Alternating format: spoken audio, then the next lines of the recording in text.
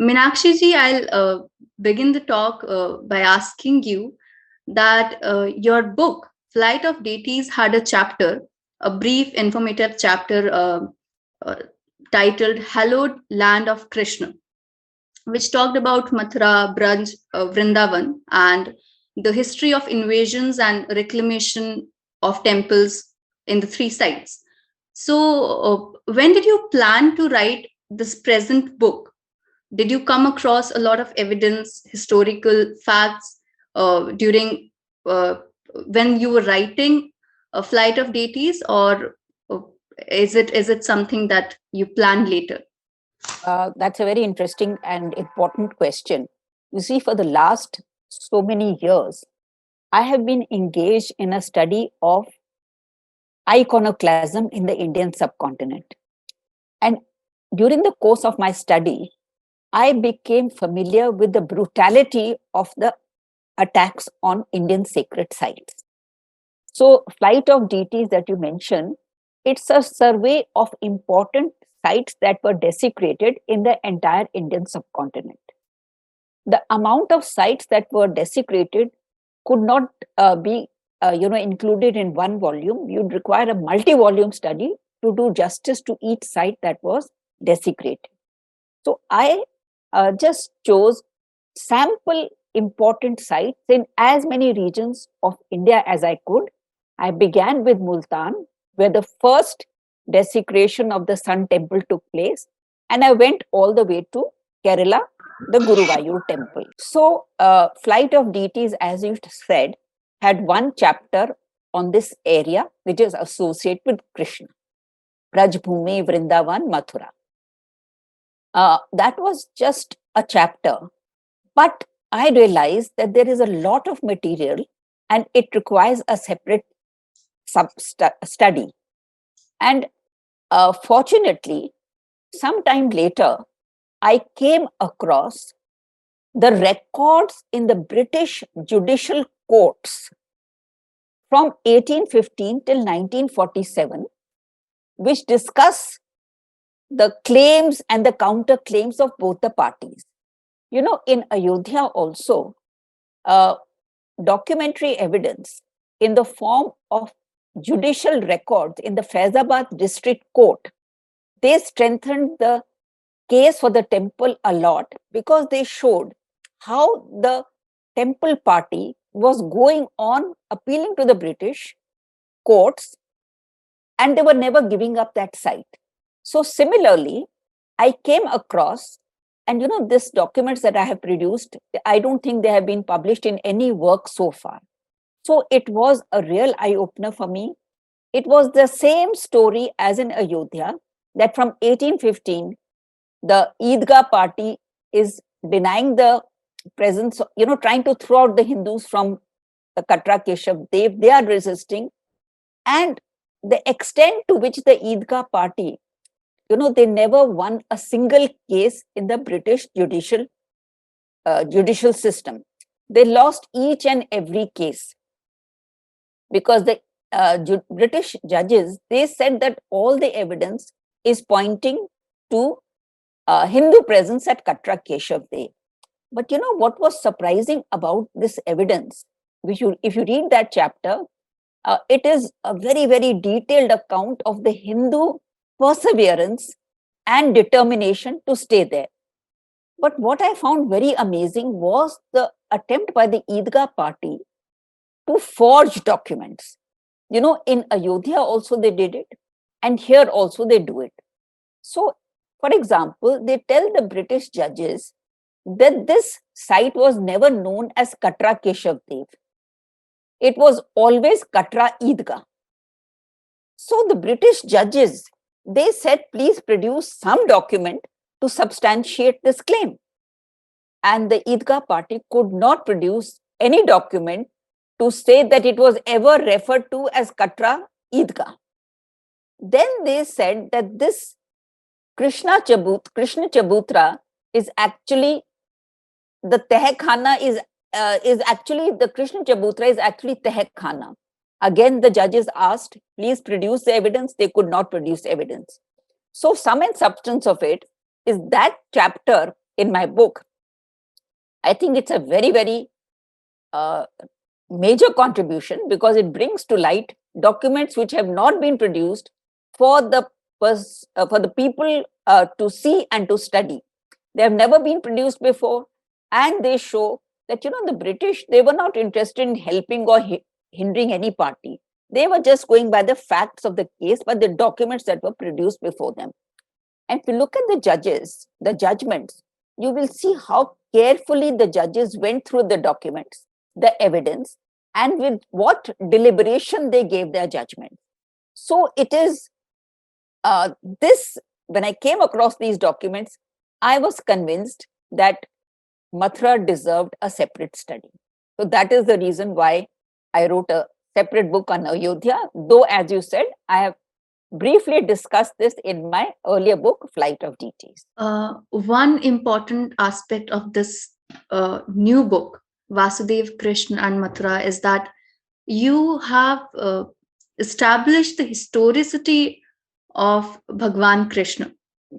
So for any Hindu, the historical aspect is not that important. Yes. But since Ayodhya case, when Hindus try to reclaim their sacred temple and the sacred Janbhumi of Sri Ram was reduced to a myth, a mythological figure. Yes. So please tell us more about how you managed to bring forth this new aspect that Sri Krishna is not a myth; he is also a historical figure, and you establish the historicity of. You see, as you said, for the believers, this is not a question of any importance. Yes. For them, Krishna is a part of their belief system, and they don't require any academic proof about the historicity or otherwise of Krishna. It doesn't matter to them because every aspect of his life, they have imbibed it, and it's part of their thinking, their thought process, and their way of life. So they don't bother. This is a debate which only concerns a few academics. And as you said, this debate about the historicity of a figure who millions revere, whether it is Ram or Krishna, actually it becomes important in the context of Ayodhya when certain academics, mainly left historians, said that, there was no such thing as Ram. If there was no such thing as Ram, then how can there be a birthplace associated with him? That was their main argument, that Ram was a mythological figure. And so the question of a particular place being his birthplace is not really important or relevant. You see, the thing is about the historicity of Krishna. I did not set out to establish the historicity of Krishna because, as I said, it didn't matter to the believers. But when I was doing research on this book, I was amazed at almost a century ago, scholars, Indian and European, they were studying sacred texts like the Chandogya Upanishad. And when they were translating these texts into English, then they said that, this is the first time that we are coming across the name Devki Putra Krishna. Now, they said that Devki Putra Krishna is not a common name and it doesn't occur anywhere else in our spiritual or historical journey. So they were very impressed by this reference to Devki Putra Krishna in the Chandogya Upanishad. Now, the Chandogya Upanishad was not trying to establish some historical fact. It was just narrating what was known at that time. And the Chandogya Upanishad says that Devki Putra Krishna, he was his teacher. It names his teacher, and it also specifies what Devki Putra Krishna learned from his teacher. Now, they said this is very similar to the teachings of Krishna in the Gita. So they put 2 and 2 together, and they said this is, validation of the fact that there was a historical Krishna, because Chandogya Upanishad had no reason to invent a Krishna, and it mentions Devki Putra because he was Devki Putra. And then the teachings that he learned from his teacher, as mentioned in the Chandogya Upanishad, are very similar to what Krishna taught in the Gita. So this was the first, but as I said, it's not me who has set out to discover it. It was something that was, discussed by scholars, historians, many decades ago, before this present controversy came about. And then I started looking, and again, these are facts which any listener to this program can verify on his or her own, because many of the ancient texts are now available on the net. So, it's always important to cross check. One should never take whatever anyone is saying at face value. It's good to check yourself. So, then we come across Panini.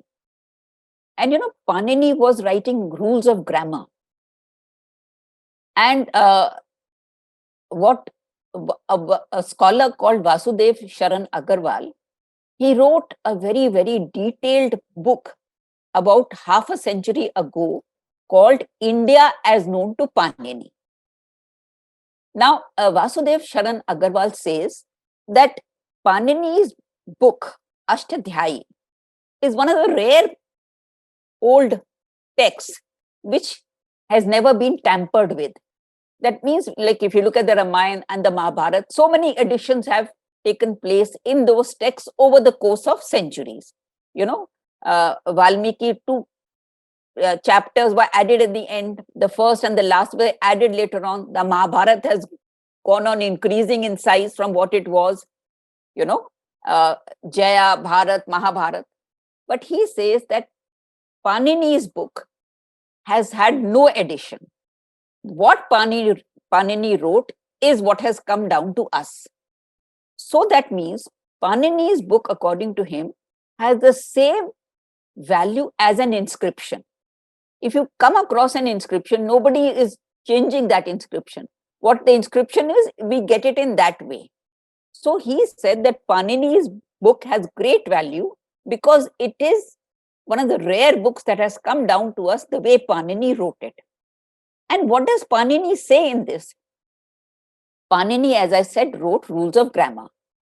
So one of his rules was that if you are mentioning 2 individuals, then the shorter name will come first and the longer name will come after.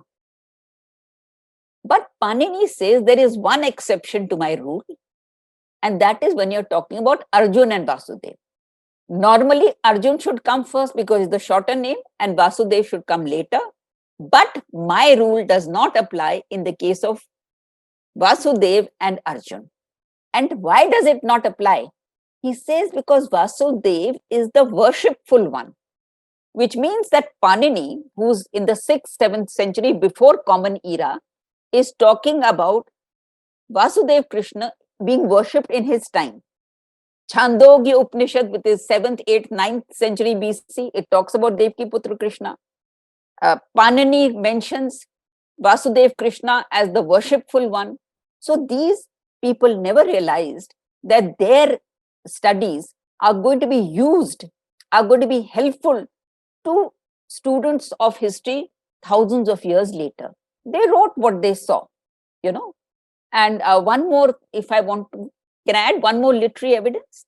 Yes, ma'am. That is Patanjali. Patanjali was lived near Mathura. According to scholars, he was a native of a place near Mathura. And Patanjali also wrote on Panini. But scholars who have studied Patanjali's work, they have come across 7 references to instances in the life of Vasudeva. So, that means that the stories of Vasudeva Krishna were so well known. After all, you'll give an example of something that everyone knows. isn't it? If I'm going to give an example, then I will give an example of which everyone is familiar. Nobody should ask me, what does this example mean? So 7 examples he gives. All those examples are related to incidents in the life of Krishna. Like the death of Kans. Krishna kills Kans. So that means everyone knows about the stories. So there were other references also, but I thought this was very, very interesting. As I said, they never wrote at that time that 2000 years later, scholars are going to use our writings to determine whether Krishna was there or not. But their writings are helpful because they show us how widespread worship of Krishna actually was at such a such an ancient period.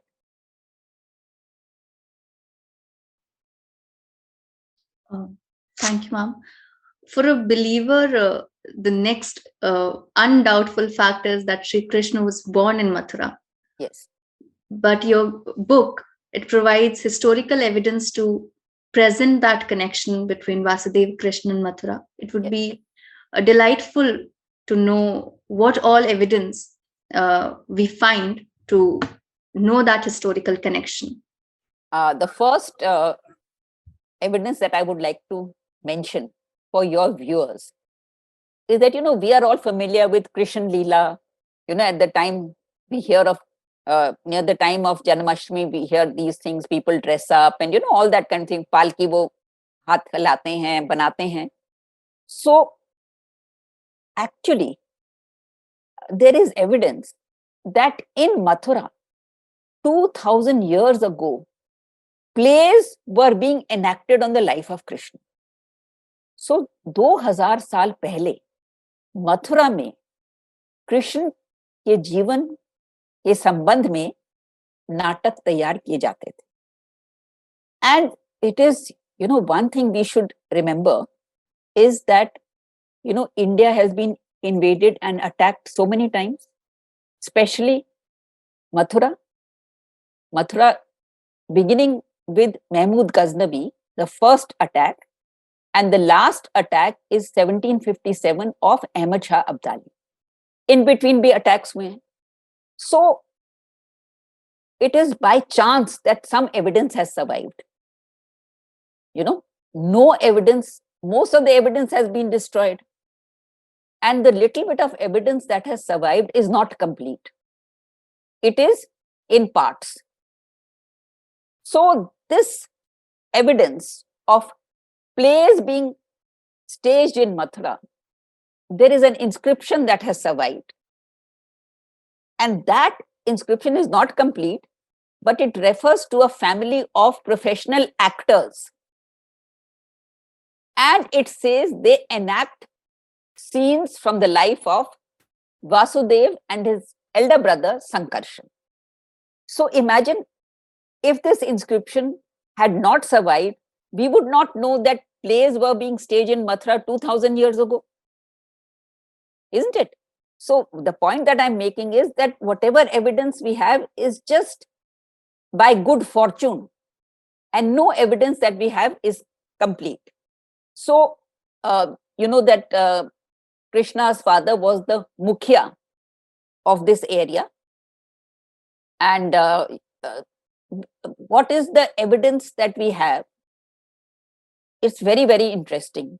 Again, I'm repeating, inscriptional evidence is very important because inscriptions are not text that somebody can add something or detract something.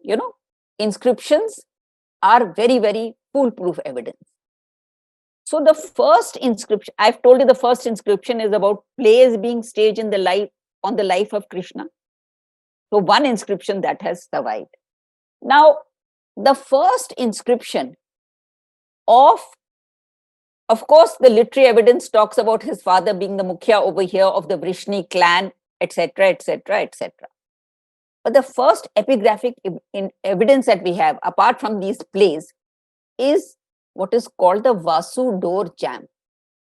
Vasu door jam मतलब दरवाजे का एक हिस्सा है, ठीक है? पूरा दरवाजा तो सवाल ही नहीं उठता.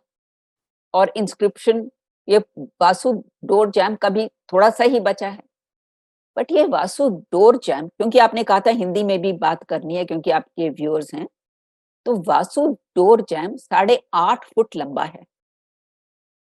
8.5 फुट लंबा जो बचा है, तो इसका मतलब है कि कोई छोटा मोटा इंस्क्रिप्शन तो है नहीं, तो 8.5 फुट है जो हमारे पास बचा है, जो हमको मिला है। अब ये वासु डोर जैम क्या कहता है?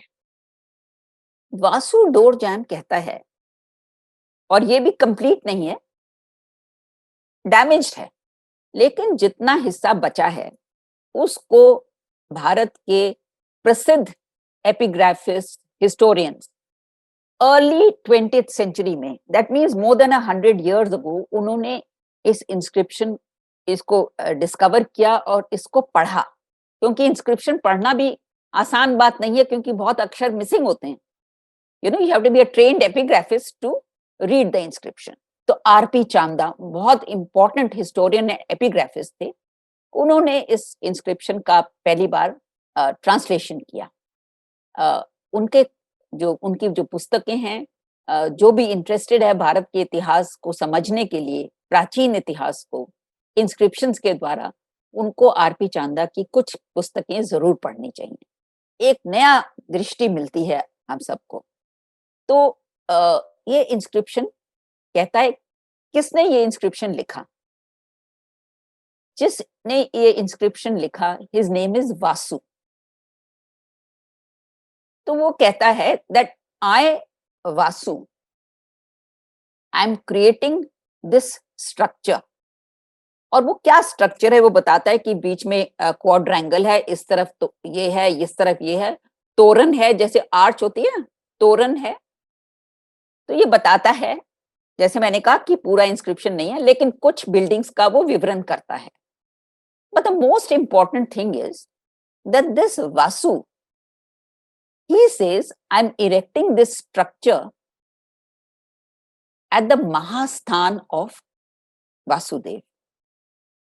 What does Mahasthan mean? क्योंकि इंस्क्रिप्शन पूरा नहीं है, तो उसके आगे हमारे को क्या लिखा था हमको पता नहीं। तो लेकिन क्या, जब वो महास्थान लिखते हैं तो उनका क्या मतलब था हमको पता नहीं, क्योंकि वो इंस्क्रिप्शन डैमेज्ड है। लेकिन but we know that Mahasthan in our today's language, it means great place. So when we talk about great place, it means it is a great place associated with Vasudeva Krishna, because he talks about Mahasthan of Vasudeva. Now this Mahasthan can mean the birthplace, or it can mean an incident related to an important event in the life of Vasudeva Krishna, like his killing of Kans. We don't know, but it says Mahasthan. So this is the first evidence that we have of inscriptional evidence. You cannot deny it. And as I said, this is not an inscription that historians have found today. You cannot say that right-wing historians have invented this evidence. Nothing in my book is the contribution of so-called right-wing historians. It is all the work of Indian historians in the early 20th century and British archaeologists and epigraphists. So, you cannot dismiss this evidence, because this is evidence that has to be accepted as evidence. ये हमको ध्यान रखना चाहिए।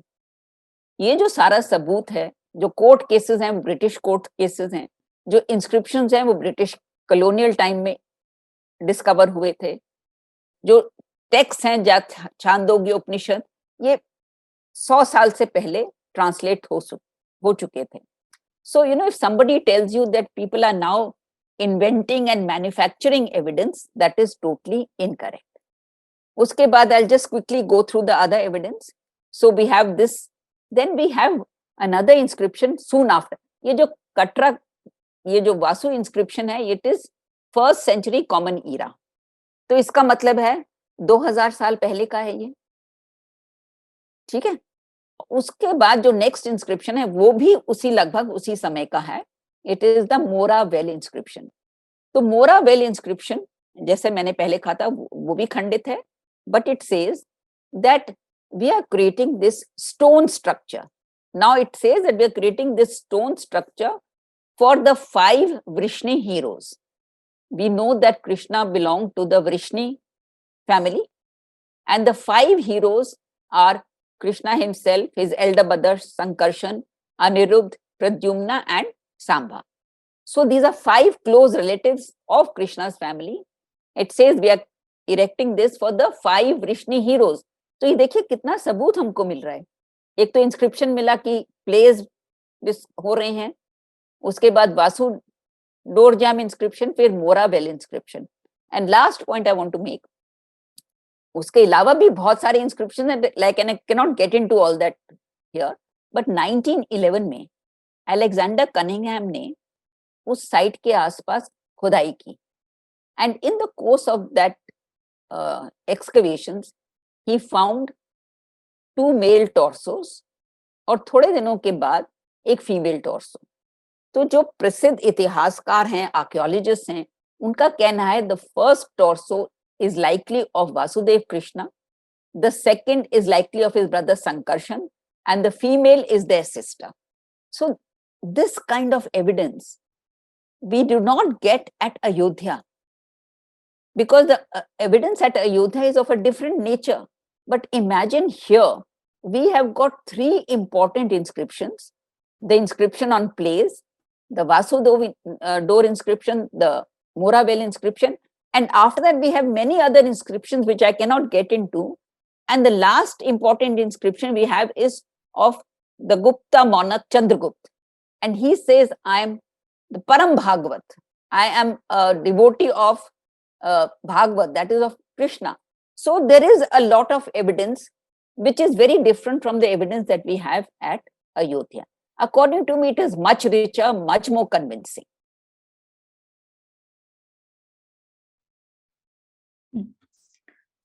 Ma'am, now that we know that Mathura, as the inscription said, is Mahasthan, that is, that it must have had a great significance for Hindus, and as any significant religious site, it must have had a great grand temple, or had been a tirtha, as Hindus make every religious site into. So the book also unravels a history of destruction, yes, of that religious place. Yes. And also it talks about the perseverance of Hindus, that yes, they reclaim their sacred site again and again.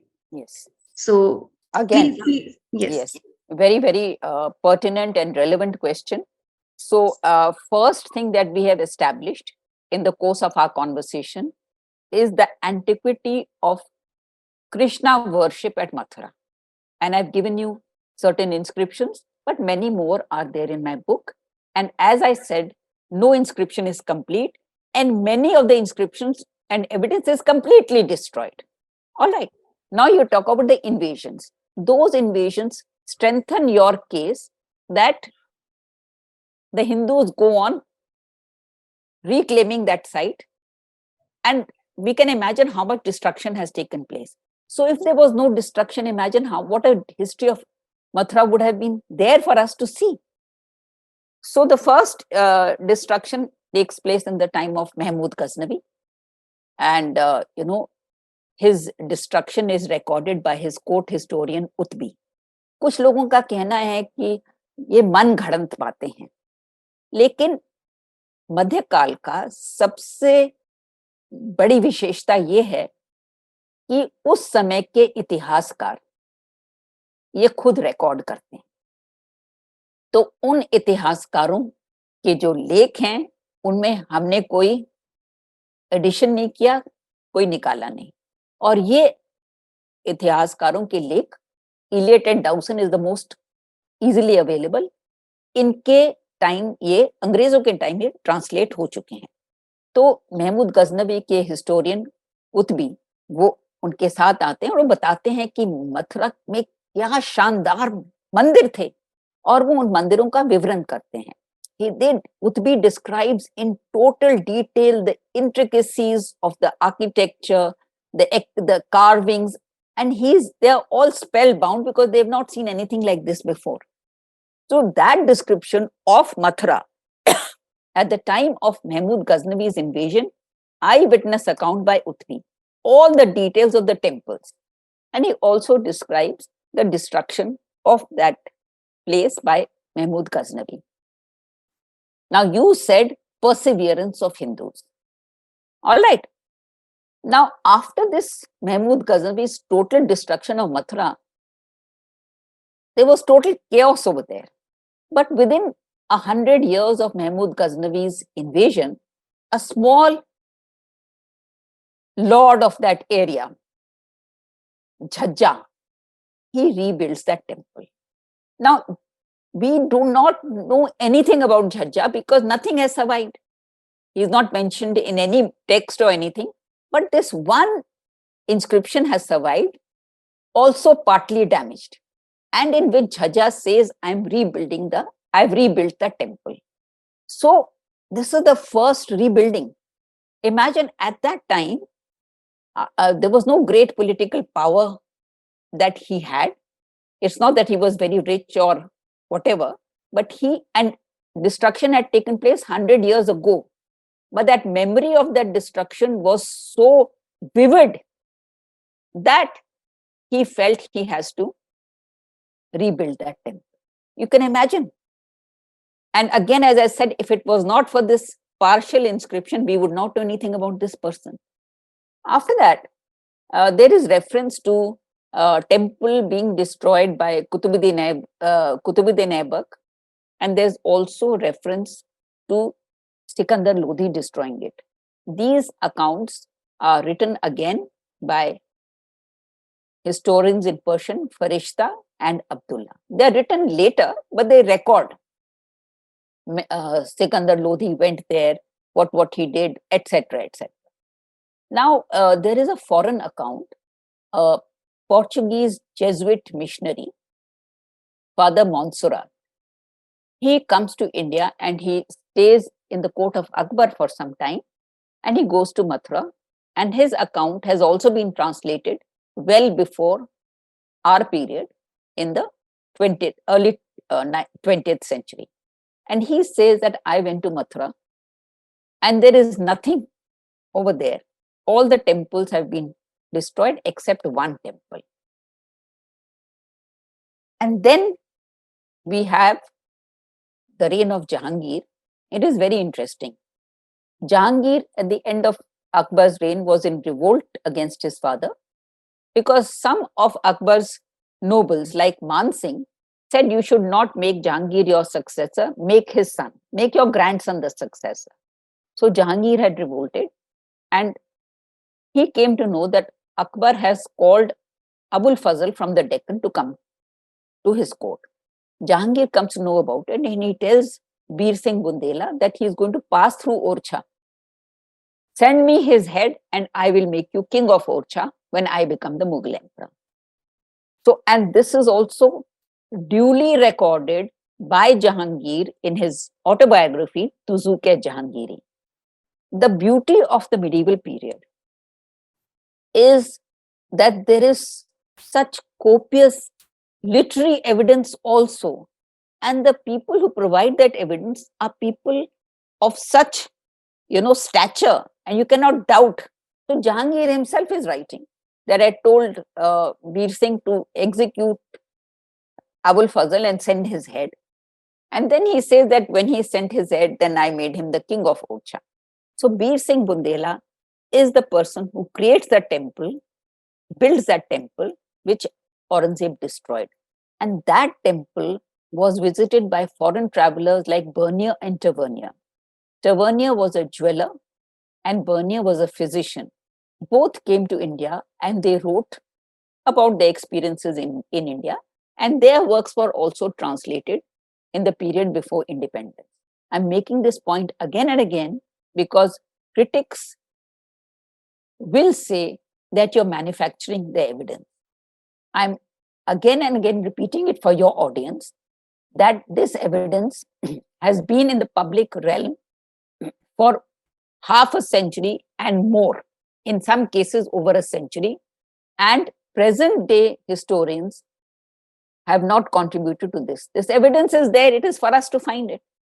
So Bernier and Tavernier both visited Bir Singh Bundela's temple, and they describe what a magnificent structure it was. And they say that it could be seen miles away. It was such a grand structure. And this temple was destroyed by Aurangzeb. That act of destruction is witnessed by Saki Mustaid Khan, who writes, and an Italian, Manucci, who describes and how Mathura is renamed Islamabad. So again, there are some lessons for us to draw. For any sacred site in India, whether it is Kashi, whether it is Mathura, whether it is Ayodhya, you will find little bits of evidence which have survived by chance, but which help us to reconstruct the history of that place. And it is evidence not only in Persian, but also in European languages, because foreign travelers coming to India have also recorded many events which happened before their eyes.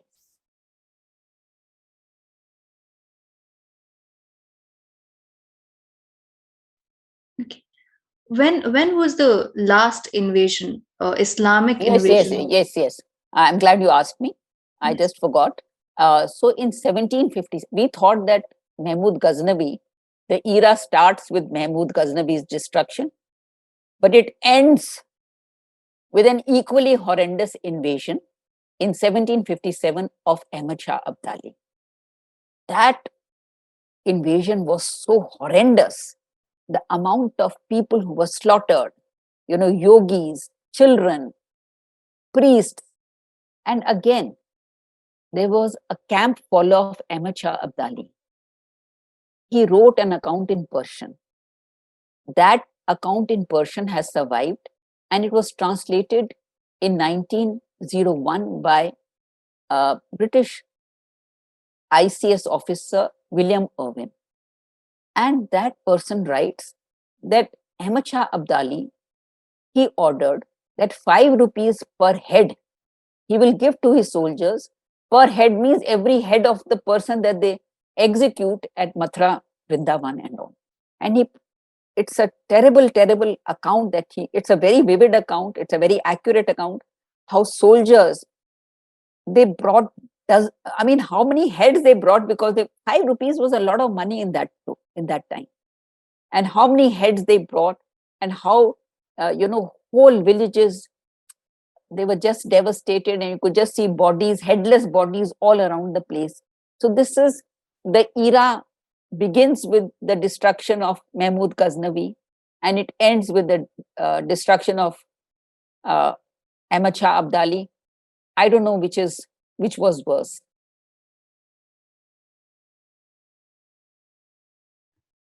Ma'am, how did Hindus come to this present state that after Ahmad Shah Abdali, you mentioned in your book that Marathas reclaimed the site after Battle of Govardhan, and then the land is transferred somehow to Hindu kings. Please elaborate this for the audience. Now, the role of the Marathas in the rehabilitation of Hindus is something that has been forgotten, but we should remember.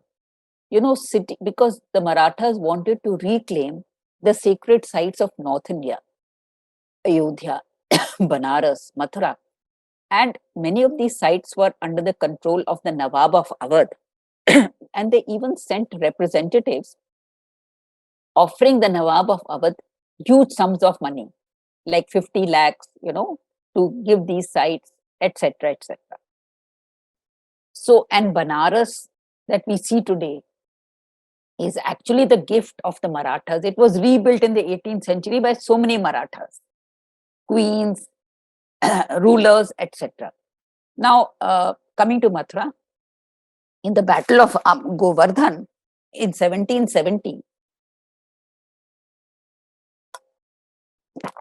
the Marathas, they acquired control of this area, Mathura, Agra, etc. And the first thing they did was to declare Katra Keshav Dev as government land. And the Maulvis in the Eidgah, they left that place. because they said now there is no use of us here, we will go somewhere else to earn our livelihood. So there is a record that they left.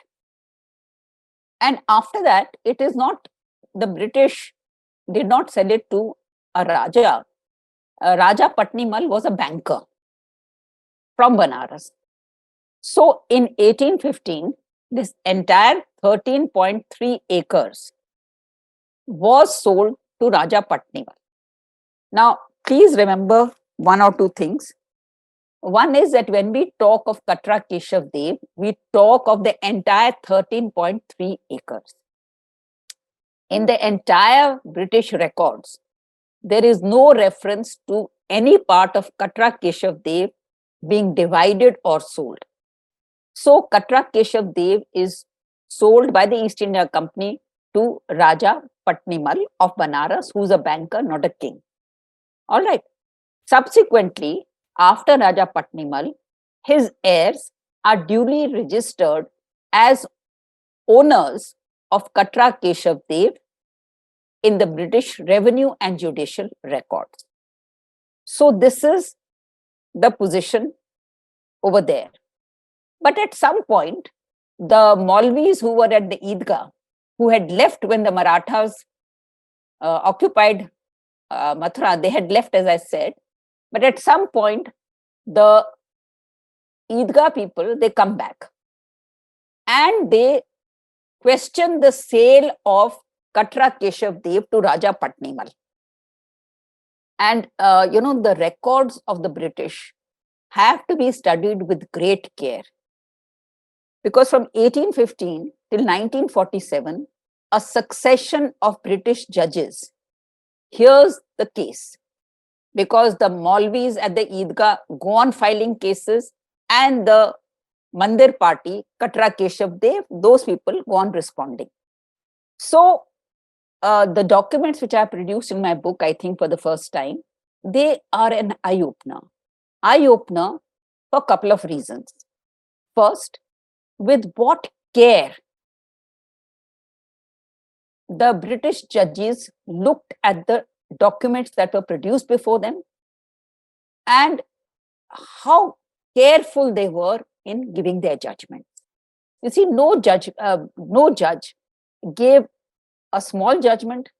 The judgments ran into many, many pages, and each judgment was so finely argued, taking all the evidence from both sides before pronouncing their verdict. So these judgments which are there, I think they're very, very important, because they show two things. One thing they show is that the Hindus are there. The second thing, which is evident even in Mathura, in Ayodhya, is how the Eidgah party resorts to forging documents to prepare a case. Those forgeries, how the British judges detect them and how they mention them in their verdicts, and they use the word that you are like hardened litigants. You have lost the case, you have no evidence, but you go on coming. So this is a great indictment of the, because it's like by hook or by crook, I'm not going to allow you to take this site. But as I said, the British Judicial and Revenue records show the sale to Raja Patnimal, and it is later that his sons and successors are registered as owners of Katra Keshav Dev. Now, if I can just hurry up, because I think your time is getting over. You said? No, ma'am, please complete. Okay. We can take some time. Yeah, okay. So what I want to say is that till 1947, the picture is very clear, and you don't have to go by my word. I'm saying the documents have been produced in my book, and those documents anyone can see. Now, the problem, what happens is that in 1944, this Patnimal's family, they had a small debt, and they were not in a position to repay that debt. So they sell this Katra Keshav Dev, the entire thing, to Jugal Kishore Birla. All right.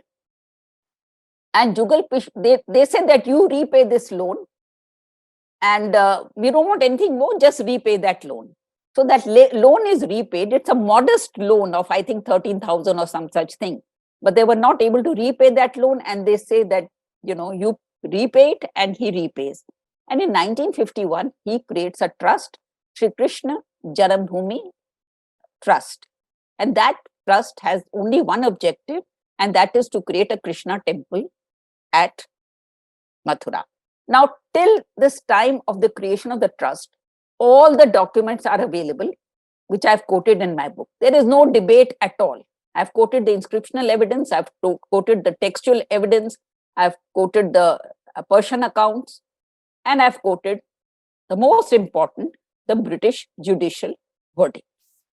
The problem actually takes a turn which was totally unexpected, because in 1968, a new body, it is the Krishna Janambhoomi Seva Sangh, enters the picture. Now, who is this Seva Sangh? We don't know. Why was it created? We don't know. But the Seva Sangh in 1968 enters into an agreement with the Idgah party. The Idgah party, mind you, had lost every case in every court every time. So there was no legal standing that the Idgah party had. But in 1968, this Seva Sangh surrenders, gives 3 acres of Katra Keshav Dev to this Idgah party, for which we cannot understand why they did it, because Idgah party never won a case, and the Mandir party had the entire Katra Keshav Dev with them. And so in 1968, they give 3 acres of land. Now, to just conclude this thing, you see, now this is a very important question for us today. If the Mandir party gave 3 acres of Katra Keshav Dev to the Idgah party, which had lost every case, then the point is, when was this present masjid built? When was this present Idgah built? Where is that 3 acres? Is the present Idgah built on those 3 acres? We don't know. At least I don't know, because I only have documents till 1951. This 1968 thing, it came to my knowledge only in 2000, when a lawyer filed a case in the Mathura High Court, in the Mathura District Court, and he said that this Idgah is constructed after 1968 agreement. It is constructed on the 3 acres of land that was given in 1968. Now, the most important question that arises for us, if the present Idgah is constructed on the 3 acres of land that was given to them as per an understanding in 1968, then the People's Worship Act of 1991 does not apply to it, because it was constructed after 1947. So, but I cannot vouch for the accuracy of this last part of my talk, because as I said, this is a case which has been filed. I have just gone by what the case as filed in the Mathura District Court says. My documents are only till 1951. The 1968 agreement was news to me when this case was filed in the Mathura District Court. But we don't know what's going to happen, because courts in India, they take eternity. And I believe that even the preliminary hearings have not begun. They go on getting delayed for some reason or the other. So we don't know how many generations will go in the hearing of this case. Yes. It is a strange fact that a party, that a third party which is not involved in the case, which neither has any ownership rights of the land, which is also never, which has never, which was never involved in the battle that Hindus had fought in the courts. Yes. And it comes up suddenly, and it enters a compromise that it had no right to enter, and gives away 3 acres of land. Deepika, I just want to add one thing. Yes. That 2 courts in Mathura had earlier heard the Seva Sangh, And both times the courts had said that we do not recognize you because you have no locus standi. The trust that has been formed by Jugal Kishore Birla, Shri Krishna Janam Bhumi Trust, that is the only trust that is there on paper that we recognize. Seva Sangh has no locus standi as far as sending land, giving land to others is concerned. This is two courts in Mathura that said it. Yes. As you said that the battle in courts can take as much time as they can, and we can never predict the time. Yeah. But what are the dissimilarities between Ram Janmbhumi case and this Mathura case? Do we Hindus have a stronger case in this particular? According to me, the case is far stronger in Mathura. But that is not to say that the Hindus had no case in Ayodhya. Yes. They had a case, but the nature of the evidence at Ayodhya was very different. You see, in Ayodhya, what was the clinching evidence was the excavations of the ASI, Archaeological Survey of India, because those excavations showed continuous occupation of that site from the 2nd millennium BC. They also showed that that site was never used for habitational or residential purposes. It was a sacred site, and the ASI found a series of sacred structures over there. And they found other things, terracotta, etc. But there is no epigraphic evidence of the 1st century common era as there is in Mathura. The most important epigraphic evidence at Ayodhya was the inscription that fell off when the Babri Masjid was demolished. There were court cases records. There are court cases records over here. And the most important thing apart from this is that the Supreme Court and the Allahabad High Court both asked the Babri Masjid party that from 1528 till 1858, the first presence of Muslims is recorded in 1858. For 300 years, you were not there. Where were you? Why were you not there? Is it possible that Babur came, smashed and grabbed, and because he did not have the political power, or there were not that many Muslims in that area, that they could maintain control of that site? No explanation has been offered by any Muslim on complete lack of evidence for over 300 years. In Mathura, the evidence, epigraphic evidence, which is very, very definite evidence, comes from the 1st century common era. And I have only quoted 2-3 inscriptions, but there are many, many other inscriptions that are there mentioned in my book, which talks about Katra Keshav Dev. So that inscriptional evidence is there. Then destruction and reconstruction, the evidence is there. And imagine finding murtis at Mathura. I mean, it's very clear now that a case was made out where there was no case. Yes. And I mean, I was also surprised to read your book, because I used to believe that maybe there was one part of the land of this whole Katra Keshav which was disputed. No. But what I realized after reading it was that there was not even an inch of territory or land which was disputed. It was all Katra Keshav, and it was all illegally handed over to the Muslims. But why it was handed over is something that we don't know. Because Seva Sangh has never come forward and offered any explanation. And the Idgah party has also not said anything. And why was this agreement kept a secret for so long? There are many, many mysteries. The case up till 1968 is 100% for the temple party.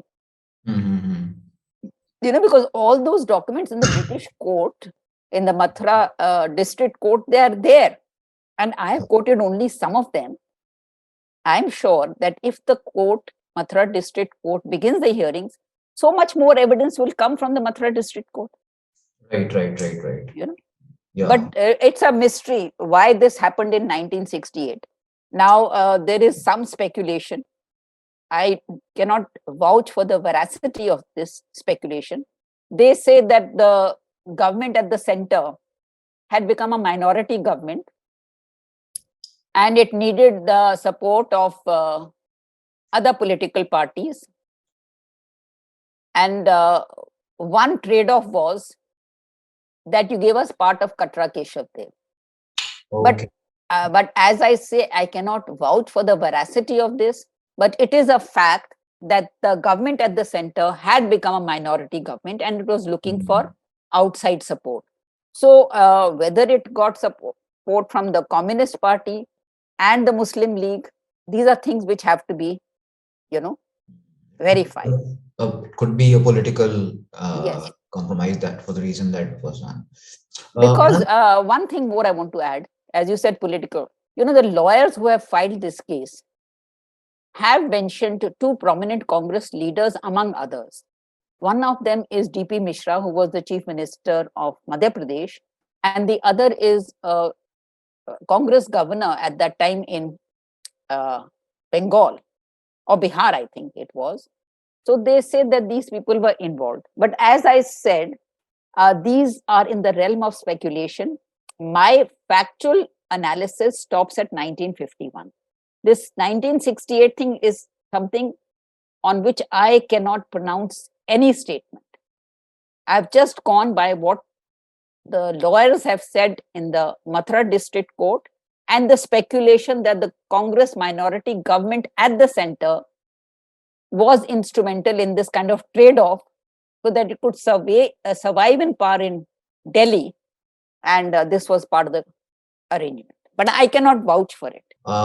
We often find, Meenakshi ji, that from your other works also, that these temples, that the old temples are often demolished and the mosques are built on these temples. So the ruins of the old temples are still found, as you have shown us in the case of the Gyanvapi mosque in Kashi, and also in the case of Ayodhya.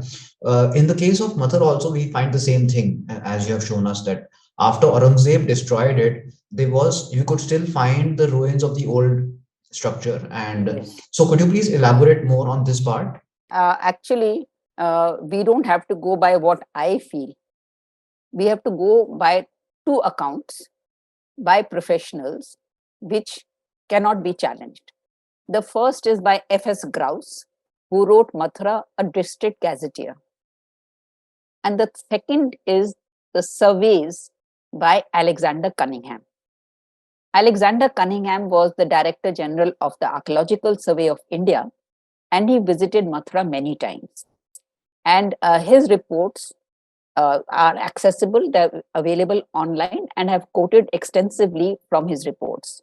And the last report that he writes, he says that this temple, from the plinth that has survived, this would have been the dimensions of this temple.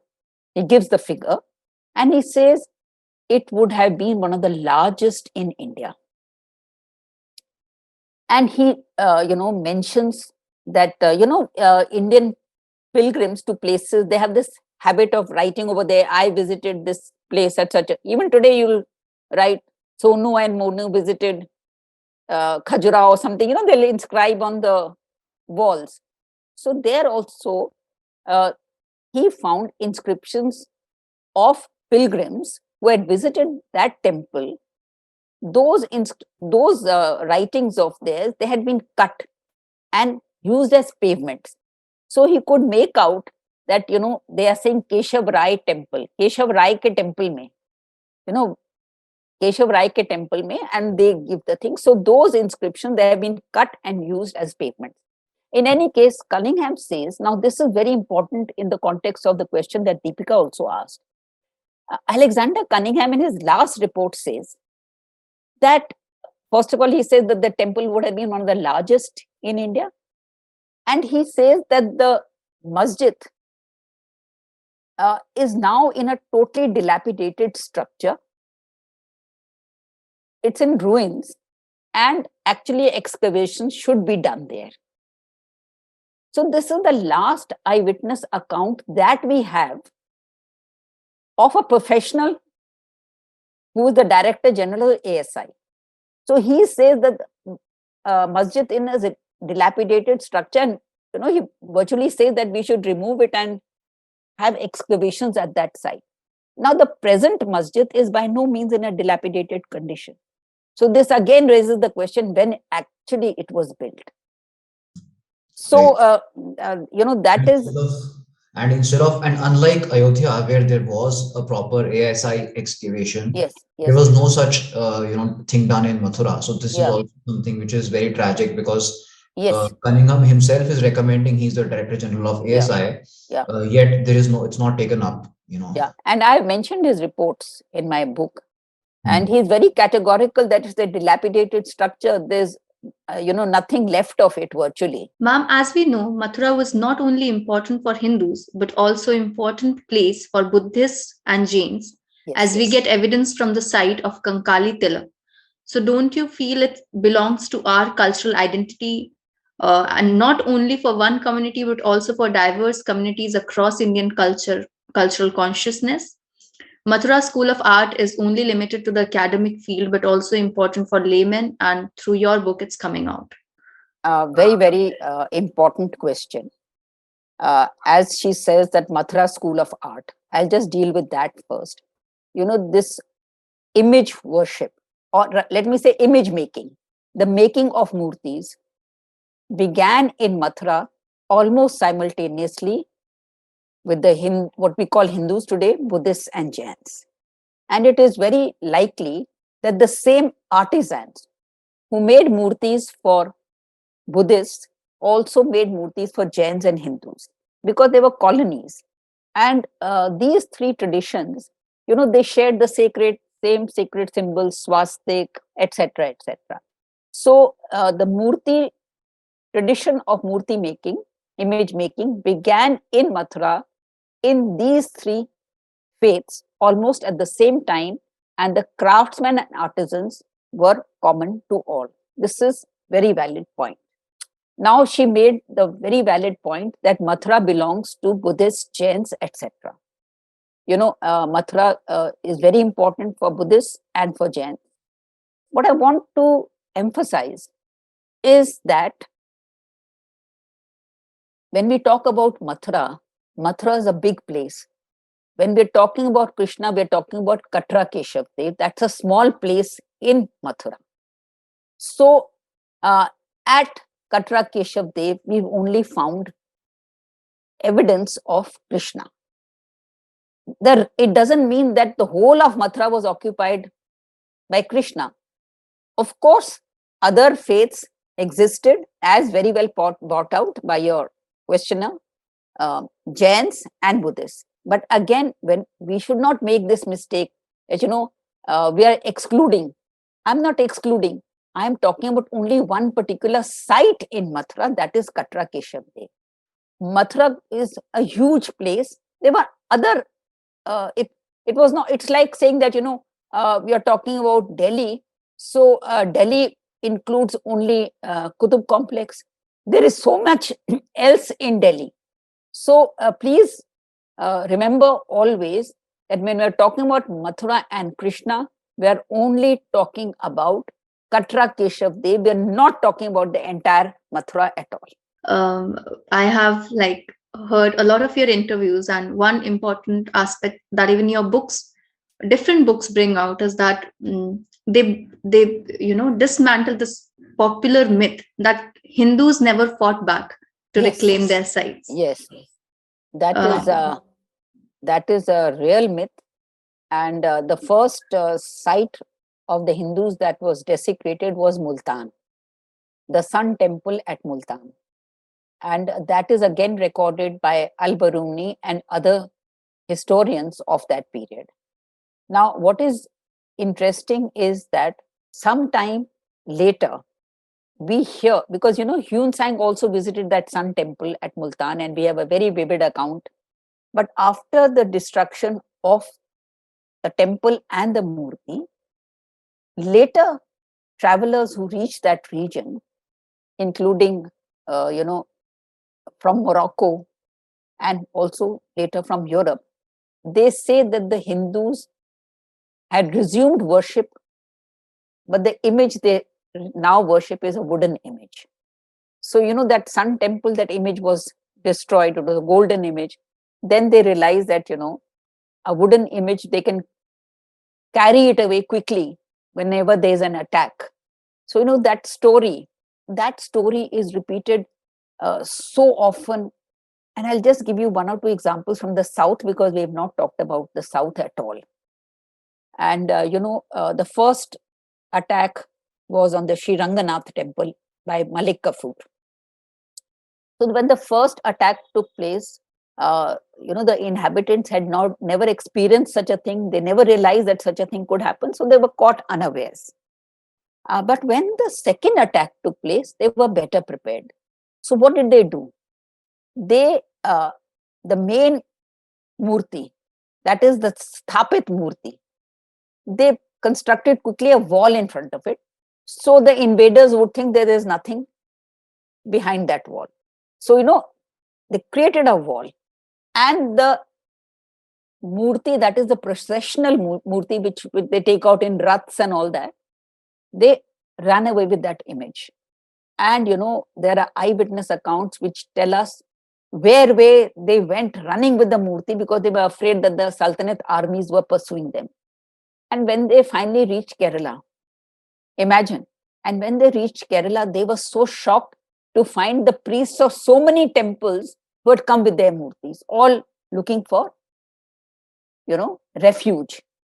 Finally, this Sri Ranganath murti, by a lot of trouble, it finally reaches Tirupati. Balaji, we've all heard of Tirupati temple. It reaches there, and it stays there for quite some time. And there are temple histories which describe that this Sri Ranganath, how when the murti reaches Tirupati, how he is treated, how he is welcomed, etc., etc. And many decades later, there is a small warlord who comes to Tirupati for puja and darshan. And when he comes to Tirupati, because nobody knew where the murti had gone, there was no radio, there were no newspapers, and it was a guarded secret in any case. So when he reaches Tirupati, he finds that the image of Sri Ranganath is there. And he says, "Oh God, can I take it back?" So the priests of the Tirupati temple say, "Yes, you can take it back." So he takes it back to his native place. And when things are a little more settled, he reinstates it in the Sri Ranganath temple. And if you go to Sri Ranganath temple today, you will find an inscription that he inscribed on the wall of that temple, that I am the person who brought this image back from Tirupati and reinstated it here in this year on this date, etc. So, this in the South, it is so well documented in the Chidambaram temple, Nataraj temple. Again, we have records. When the things became difficult, they disguised the murtis as dead bodies and took them out of the temple as corpses. Can you imagine? I mean, it is all duly recorded in temple texts. I am not inventing all this, the inscriptions. Yes, yes. And this is not something that, we need to look only at history, like far back into history. Even during resurgence in Kashmir by Islamists, Ganpatra temple and other temples, the Kashmiri Pandits, the priests, always used to take away the idol, hide it somewhere in the well, put it in a river to protect the idol, so that it can be, found back and reinstated in the original temple. Yes, because the temple as a structure could not be protected. It was such a big thing. How do you protect the big structure?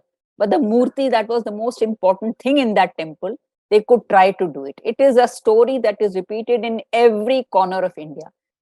It's a very, very painful aspect of our past, which unfortunately some historians have tried to make us forget. Thank you for joining us today, ma'am. And as you said, that our case in Mathura is so strong today, and your book, I think it would make such seminal contributions, and the fact that it brings forth, they would prove an arsenal for the Hindus in reclaiming their sacred religious site again. Thank you,